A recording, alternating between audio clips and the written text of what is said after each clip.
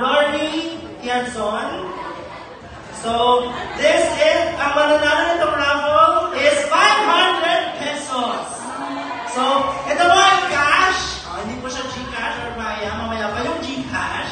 So, kung sino man mananalo nito, will win 500 pesos. So, may we call on? Tita Rory Tianson to do the honors. Franco. Ayan. Tianson Franco. Press nyo lang po. Ayan.